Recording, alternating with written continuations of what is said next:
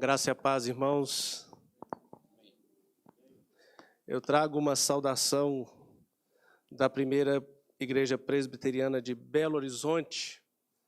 Reverendo Edson, pastor daquela igreja, me incumbiu de trazer um abraço fraternal para esta igreja que completa mais um ano.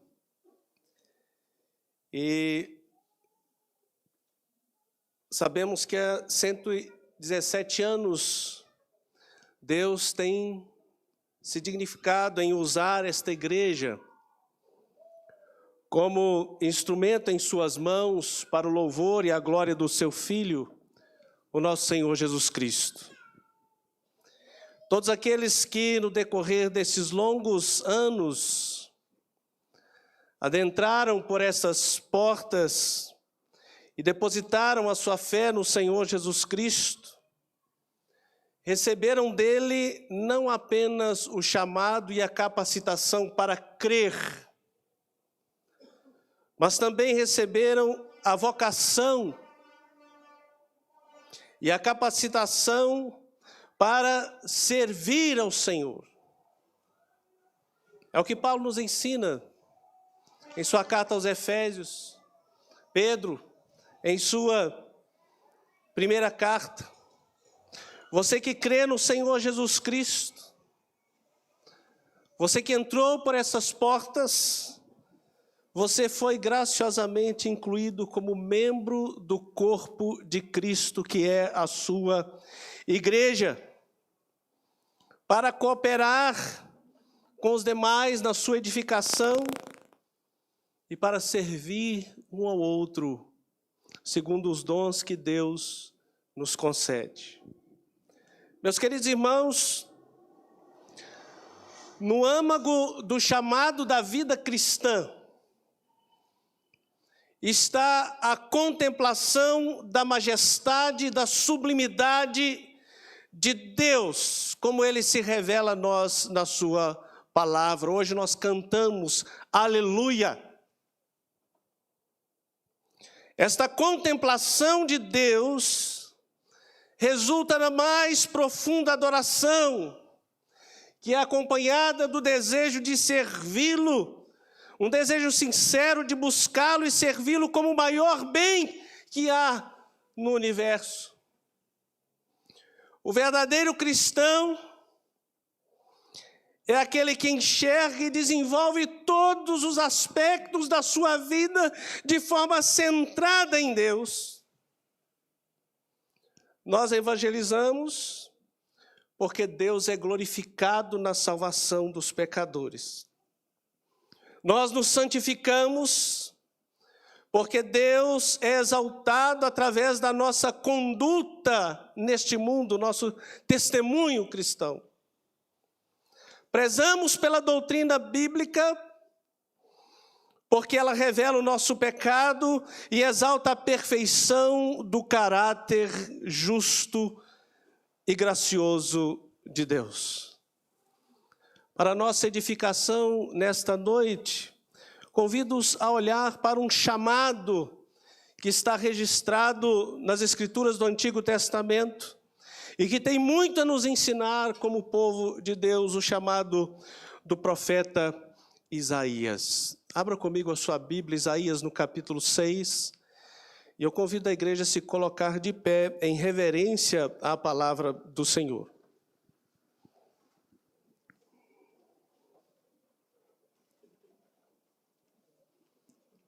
Diz assim a palavra de Deus: no ano da morte do rei Uzias, eu vi o Senhor assentado sobre um alto e sublime trono, e as abas das suas vestes enchiam o templo.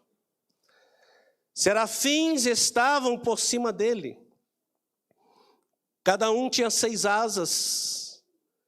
Com 2 cobria o rosto, com 2 cobria os pés, e com 2 voava. E clamavam uns para os outros, dizendo: Santo, Santo, Santo é o Senhor dos exércitos, toda a terra está cheia da sua glória. As bases do limiar se moveram à voz do que clamava, e a casa se encheu de fumaça. Então disse eu: ai de mim, estou perdido, porque sou homem de lábios impuros, habito no meio de um povo de impuros lábios, e os meus olhos viram o Rei, o Senhor dos exércitos. Então um dos serafins voou para mim, trazendo na mão uma brasa viva que tirara do altar com uma tenaz. Com a brasa tocou a minha boca e disse: eis que ela tocou os teus lábios, a tua iniquidade foi tirada e perdoado o teu pecado. Depois disto, ouvi a voz do Senhor que dizia: a quem enviarei? E quem há de ir por nós? Disse eu: eis-me aqui, envia-me a mim. Então disse ele: vai e diz a este povo: ouvi, ouvi, não entendais. Vede, vede, não, mas não percebais. Torna insensível o coração deste povo, endurece-lhe os ouvidos e fecha-lhes os olhos, para que não venham ele a crer com os olhos e ouvir com os ouvidos, e a entender com o coração, e se converta e seja salvo. Oremos. Senhor nosso Deus, graças te damos pelos louvores entoados na noite deste dia. Graças te damos pelo privilégio que temos de poder adorar e bendizer o teu nome. E graças te damos, ó Deus, pelo privilégio que temos de ler a tua palavra e meditar nela, a fim de que sejamos confrontados, consolados, edificados por ela. Se for da tua vontade, ó Deus, pela ação do teu Espírito, aplique a tua palavra aos nossos corações. E fala conosco nesta noite, no nome de Jesus. Amém. Podei-vos assentar, irmãos. Irmãos, a meditação constante nos atributos gloriosos de Deus fornece ao crente o estímulo necessário para servi-lo com amor e dedicação.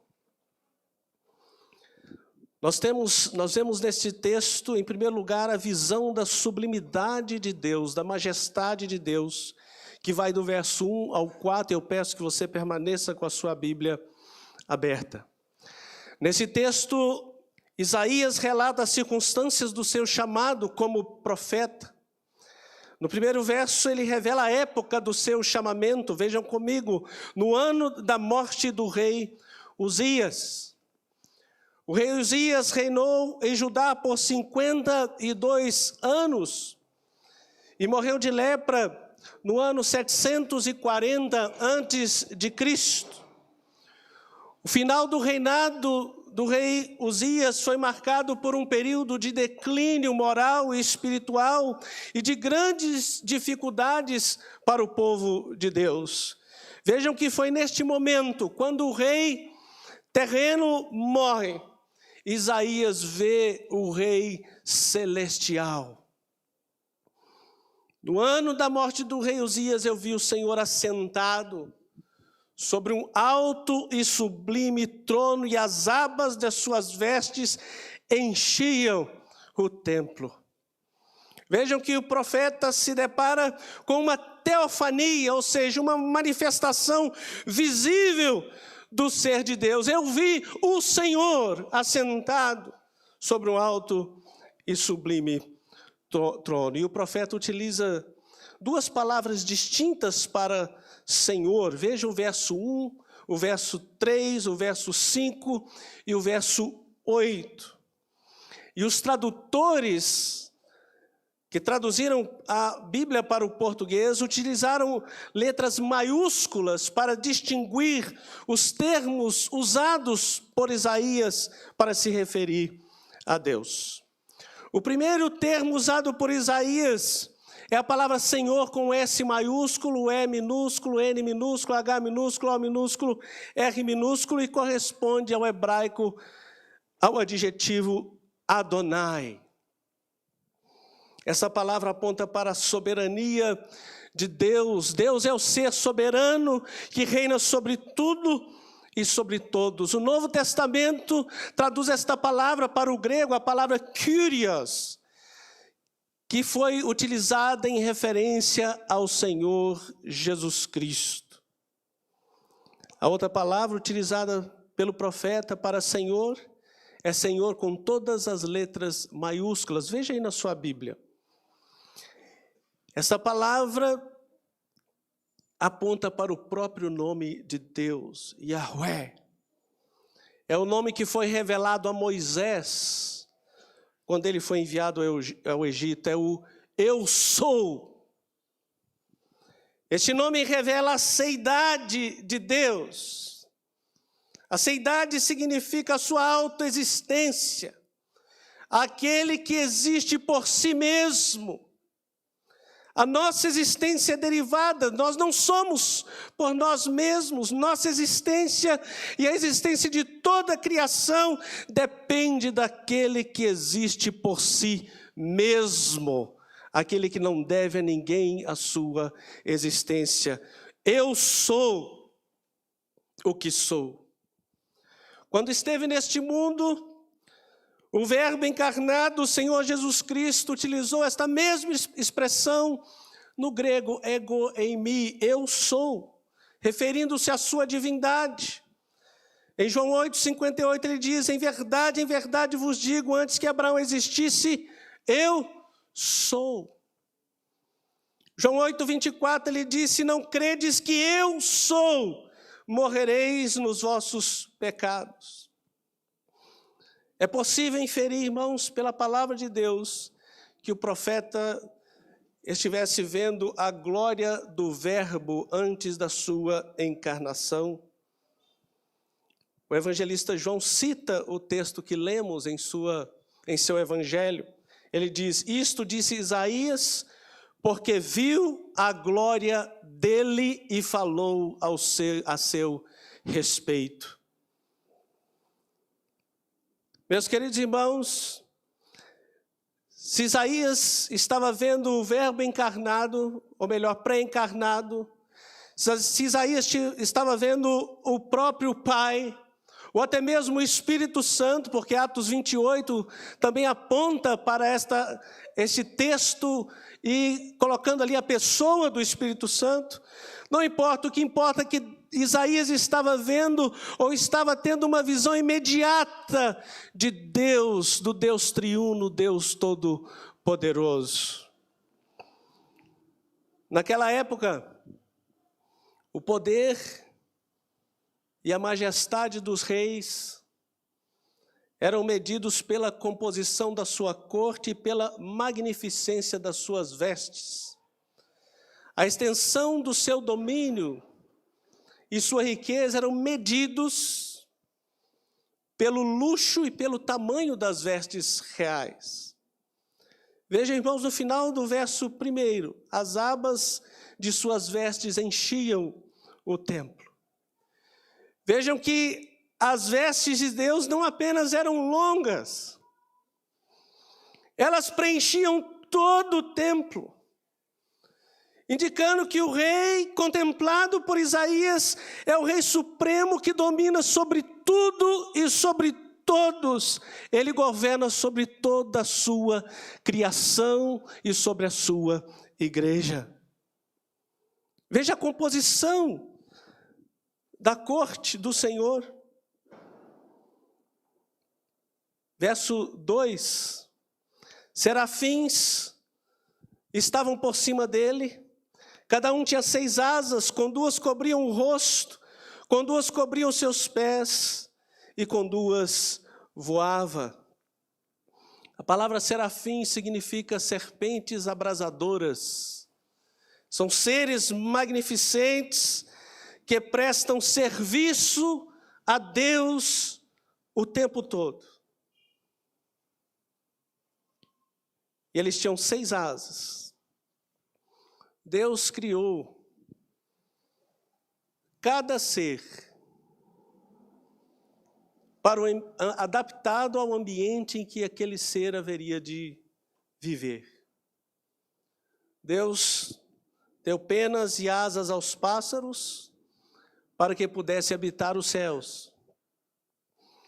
Deus deu escamas e nadadeiras aos peixes para que pudesse habitar os oceanos e os rios.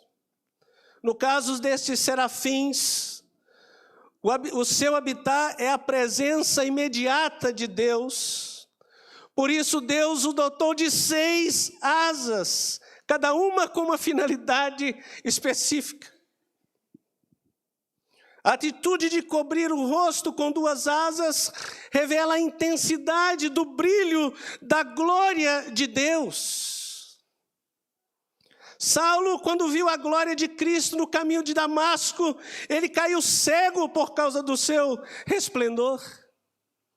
E aqui no texto de Isaías, nem mesmo estes seres magnificentes e sem pecados conseguem olhar para a glória de Deus. E por isso o Criador lhe deu um par de asas para cobrir os seus rostos, cobrir as suas faces. Isaías continua dizendo que aqueles seres clamavam uns aos outros. Vejam o verso de número 3. E clamavam um para os outros dizendo: Santo, Santo, Santo é o Senhor dos exércitos, toda a terra está cheia da sua glória. As bases do limiar se moveram à voz do que clamava e a casa se encheu de fumaça. A palavra santo é uma tradução da palavra hebraica kadosh, que significa separar, cortar.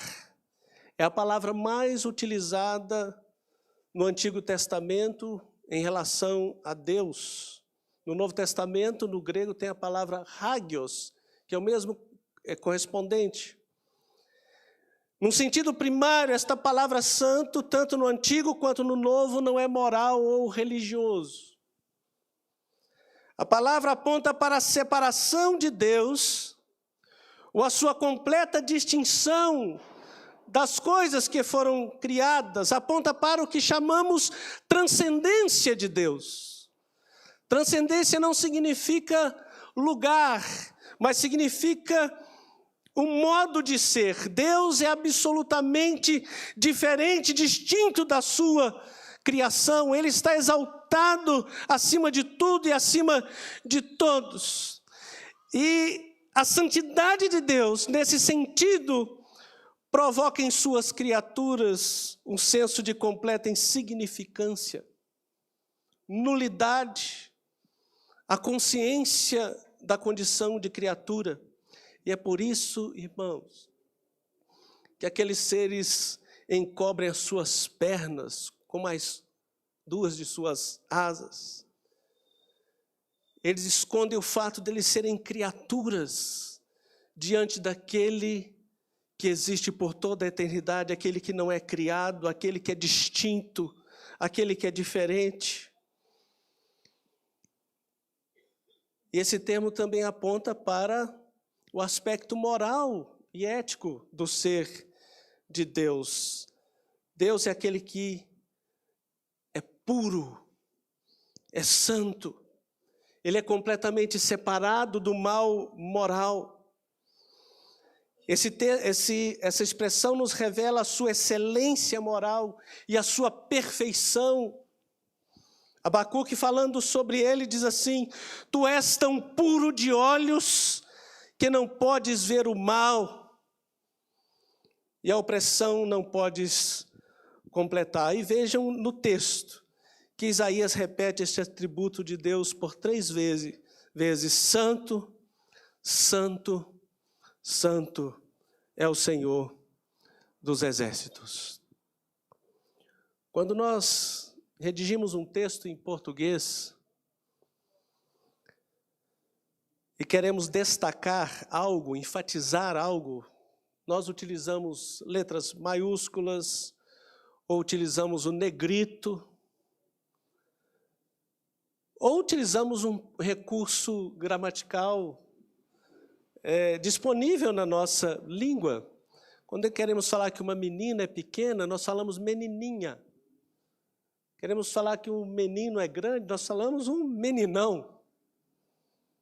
No caso do hebraico, e por causa da sua influência também o grego do Novo Testamento, a maneira de se enfatizar algo é através da repetição dupla.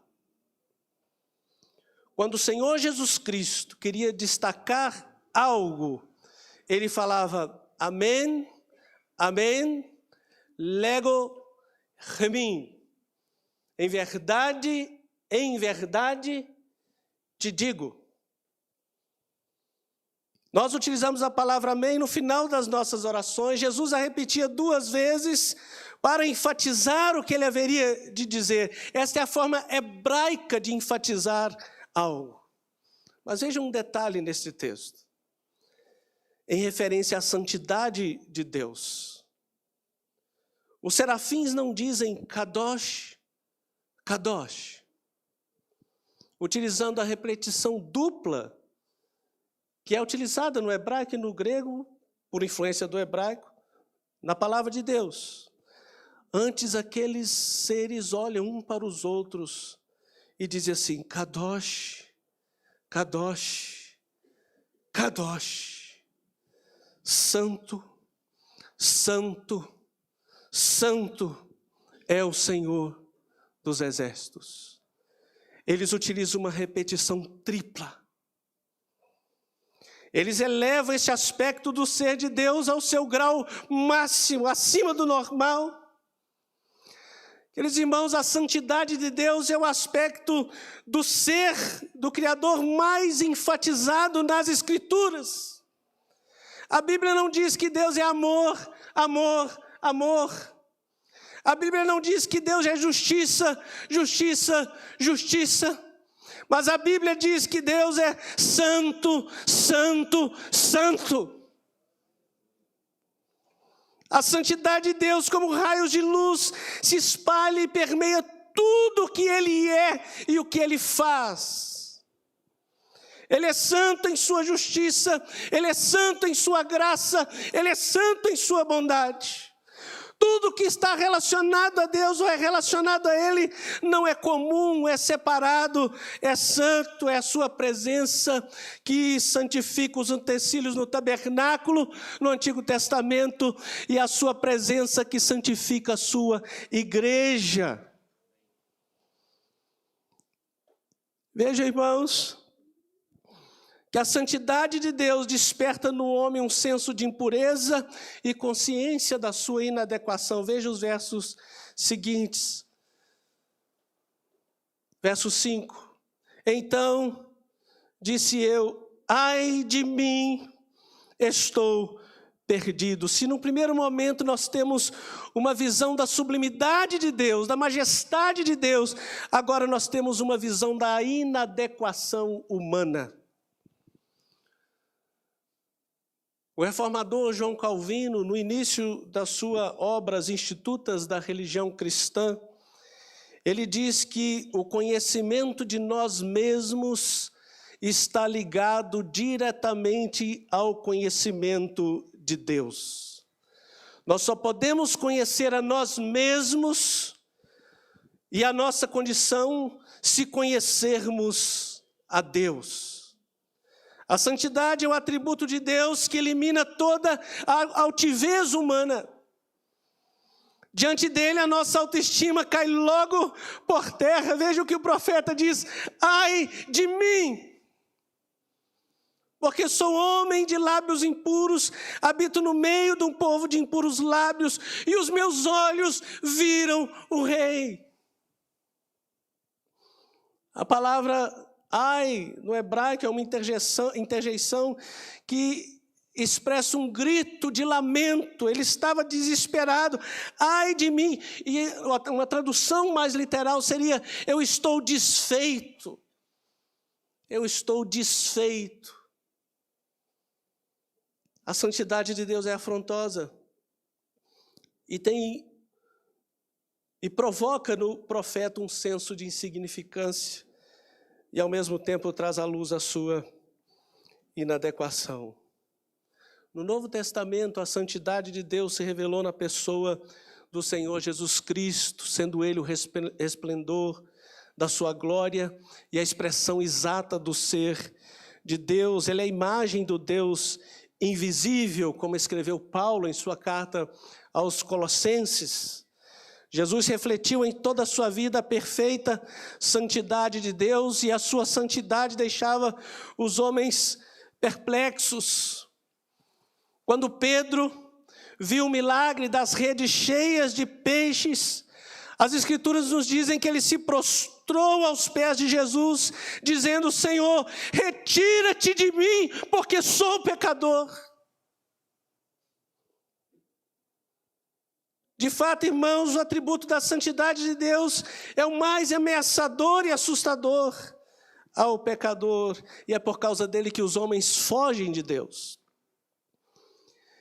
E é por causa disto que os homens tentam excluir de suas vidas e de sua mente a mera ideia da existência de Deus. E é assim desde o Éden.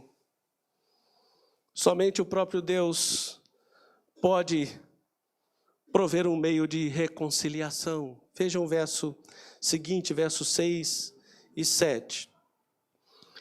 Então dos serafins voou para mim, trazendo na mão uma brasa viva, que tirara do altar com uma tenaz. Com a brasa tocou a minha boca e disse: eis que ela tocou os seus lábios, e a tua iniquidade foi tirada, e perdoado o teu pecado. O verbo hebraico kafar significa cobrir, fazer expiação, fazer reconciliação, pacificar. E essa necessidade de se fazer expiação revela a constância da justiça ou santidade de Deus. Sendo perfeitamente justo, Deus não deixa o pecado impune.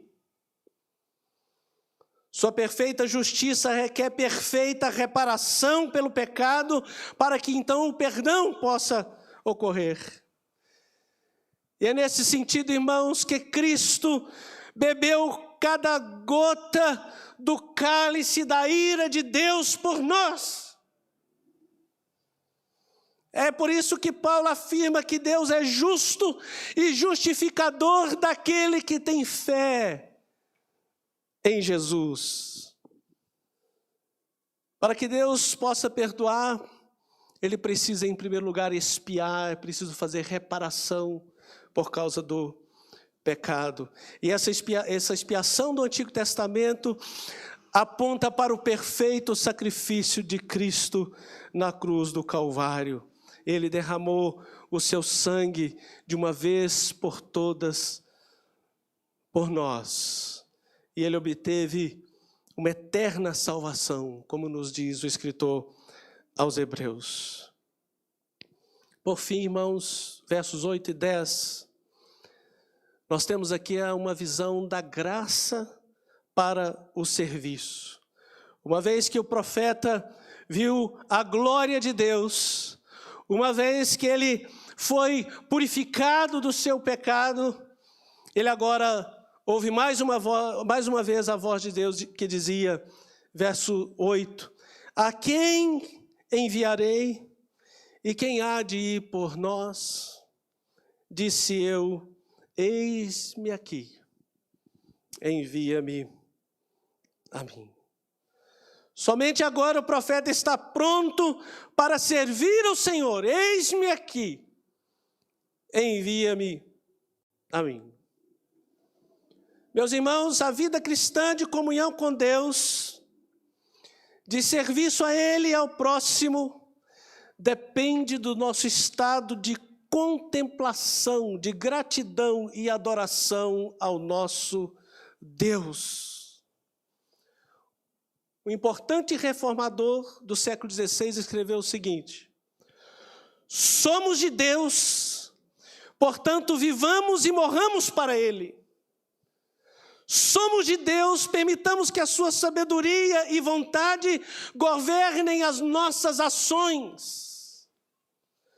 Somos de Deus e em harmonia com isso, que todas as partes da nossa vida se empenhem por Ele, como nosso único alvo legítimo.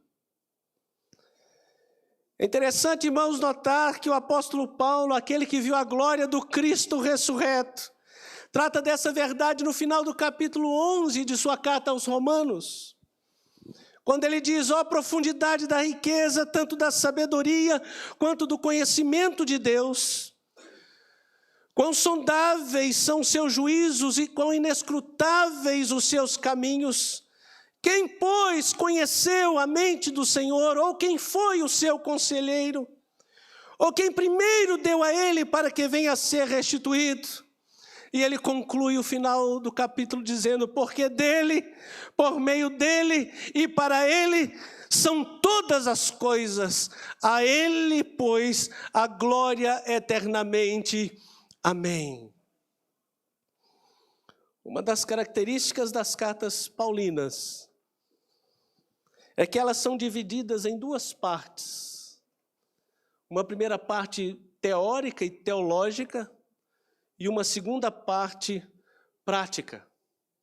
E essa doxologia, ou essa adoração a Deus, ocorre exatamente no final da parte teórica da sua carta aos Romanos e o início da parte prática daquela carta. Veja, irmãos, que a contemplação das grandezas de Deus e a adoração a Ele é a ponte entre a teologia e a verdadeira vida cristã. Sem essa atitude de louvor, de temor e admiração pela santidade de Deus, a obediência cristã vira mero legalismo.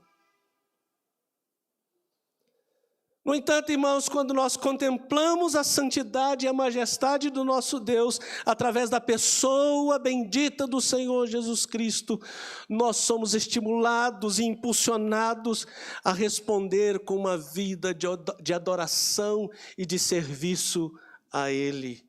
Este é o ponto central do chamado de Isaías. Ele viu a glória de Deus, ele recebeu o perdão dos seus pecados, e agora ele estava pronto para servir ao Senhor. Concluindo, quanto mais conhecemos a Deus através da sua palavra, mais crescemos na sua graça e no seu conhecimento, mais maravilhados ficaremos com este nosso Deus. Mais e mais o serviremos de todo o coração, de toda a nossa alma e de todo o nosso entendimento.